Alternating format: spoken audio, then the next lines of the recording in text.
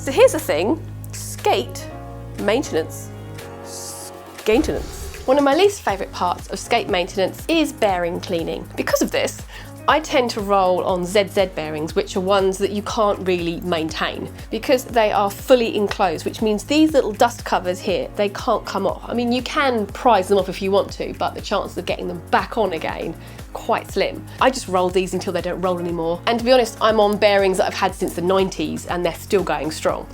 But you can get bearings that are RS, which means rubber shield. And these you can pop off and you can clean them. And you can also get bearings that are fully open like my ceramics. Now, I have to clean these quite regularly and it does upset me very much because I don't like cleaning them. But honestly, the difference when I've cleaned them is huge. So because I don't like cleaning them, I do use these. So these go on my wheels. Let me show you. There's my open bearing. And then when I put my wheel on, I'll put this on both sides. There's one at the front and I'll put one at the back as well. And that just stops too much dirt getting into the wheel whilst I'm skating. So everyone has their own way of cleaning bearings, but I tend to use acetone simply because I do my nails a lot and I happen to have acetone in the house.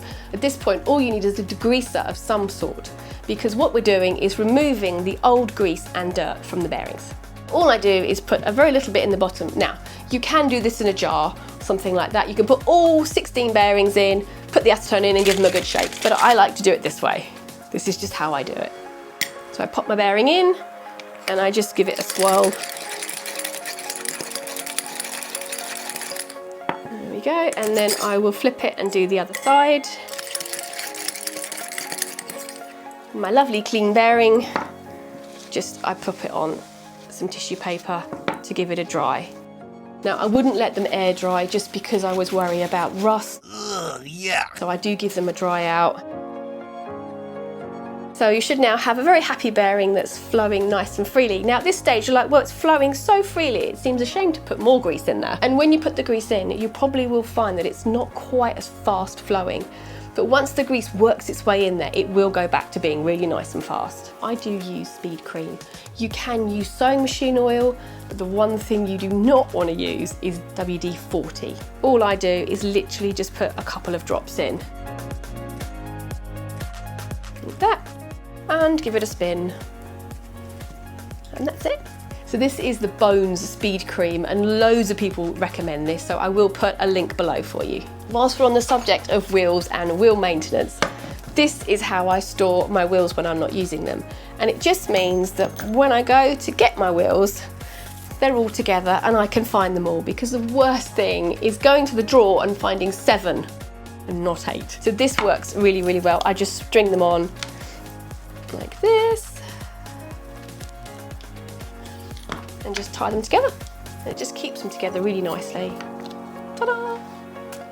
Toe stop maintenance. Now, they don't need a great deal of maintenance, but they are incredibly important, because if you go for one of these and it's fallen off, it's not going to end well. So what I do is I actually crank them down really, really tight, especially this design, because this is known to just work its way loose.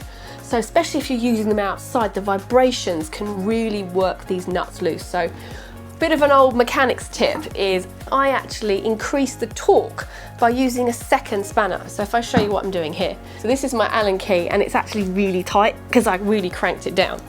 So what I'm going to do is extend it like this. So now, bit of physics, longer gives it a bit more torque and it makes it easier for me to undo it. So I don't have to ask cameraman to do it for me. So once it's loose, I turn it like this and then you can quickly loosen it off. So if your toe stop's worn, this is what I would do, is it's probably worn here.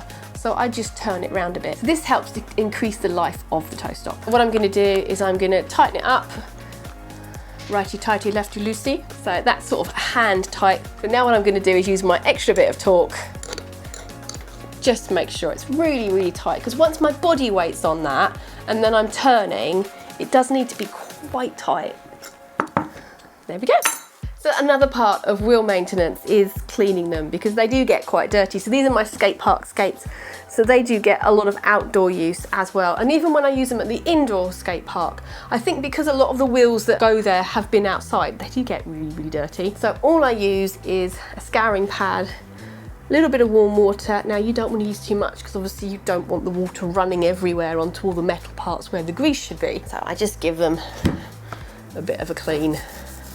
So I feel like the dirt kind of gets between you and the wheel. I like to keep them quite clean so I get a better contact with the surface. I'm not Mrs. Hinch, this is not my forte. I prefer to skate than clean. Now these wheels have actually got grooves in them, so it makes it really, really hard to clean them because obviously the dirt gets down into the grooves. But basically, if you remove some surface dirt, it does help with traction. What you can do if you really want to clean them thoroughly, because it's quite hard to do it because obviously I'm worried about getting water on the bearings, so you can take the bearings out and then just literally put the wheels in some soapy water.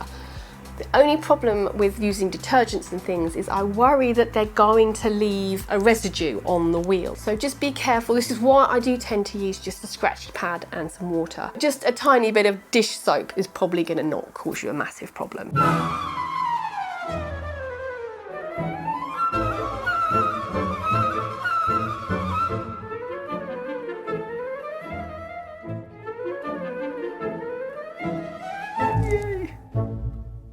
One way you can maintain or look after your skates is to make sure that you undo them enough to get your foot in. So if I put my foot in here, it's just going to slip in because my laces are nice and wide and it's really easy to get my foot in. Whereas this one, my laces are quite tight already. So if I'm going to try and put my foot in here, it's going to be a bit of a battle. When you do that, you're putting unnecessary stress on all of your skate. So it's a really good idea to always really undo the laces. Now some people actually put a little knot at the end of the laces so you don't accidentally pull them through. Because the way I do it is I pull the lace right up to the edge and then I just bring them all up to that. For me, the most important part of skate maintenance is ensuring you dry your skates out after every skate session. So to do this, when I take my skates off, I actually open up the laces really wide, which is perfect because it lets a lot of air in so your skate can dry. But I also lift up this insole because then the skate can dry underneath as well, and it means the insole's gonna dry. Now these can get a little bit funky. So what I do occasionally is take the whole of the insole out, and with a toothbrush and a bit of mild detergent, I give it a little bit of a clean. And it's amazing how clean and new it looks, but don't forget to let it fully dry before you put it back in the skate. So another thing that it's really important to check over is your cushions, because they do deteriorate over time.